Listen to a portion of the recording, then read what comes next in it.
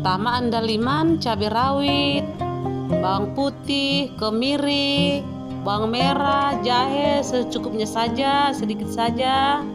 Lalu tomat 1 buah, rias batangnya ya, bukan kincungnya, bukan bunganya ya.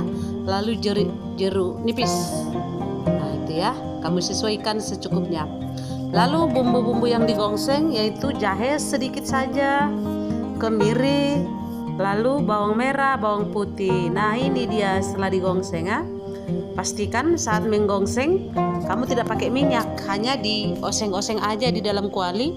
Lalu pastikan apinya kecil supaya masak ke dalamnya. Pastikan juga kemirinya masak sampai ke dalam ya. Oke, selanjutnya bumbu-bumbu yang direbus hanya batang kincung dengan tomat ya. Setelah direbus nanti lalu potong halus-halus ya, seperti ini.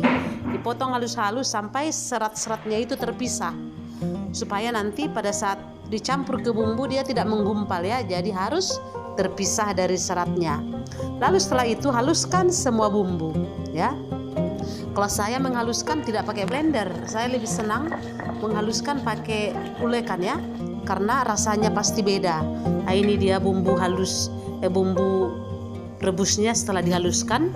Lalu ini dia bumbu gongseng campur cabai rawit dan andaliman sesuaikan aja, jangan paksakan harus banyak ya, sedikit saja kalau nggak suka andaliman. Lalu di sini peras air jeruk nipis dengan air ya. Lalu saat memotong ayam, tampung darahnya ke wadah yang sudah diberi air dengan perasan jeruk nipis tadi, supaya darahnya tidak menggumpal. Artinya ini dia tadi ya, perasan jeruk nipis dicampur dengan air, lalu ditampung darahnya seperti ini dia. Jadi encer ya, tidak menggumpal. Nah oke. Setelah itu, setelah ayamnya dipotong, lalu bersihkan sampai bersih seperti ini ya. Karena mau dipanggang, sengaja saya buat potongannya besar-besar ya, supaya enak nanti manggangnya ya. Dan saya manggangnya lebih senang pakai api ya, pakai arang ya, karena rasanya pasti beda dengan kita memanggang dengan alat-alat yang sekarang ini ya. Saya lebih senang pakai bara api saja, terserah kita mau pakai apa.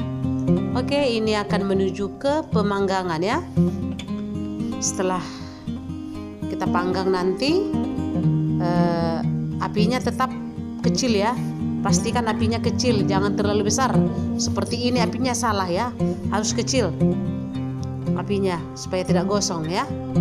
Oke, setelah itu kita haluskan ayamnya. Terserah selera kita bagaimana, mau besar mau kecil. Oke, setelah dihaluskan, lalu setelah dikecilkan ayamnya dipotong-potong. Kalau saya lebih senang yang kecil-kecil supaya bumbunya meresap ke dalam ya.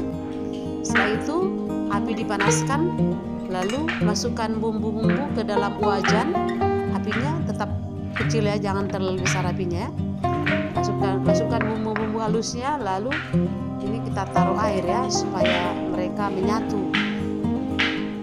Pada saat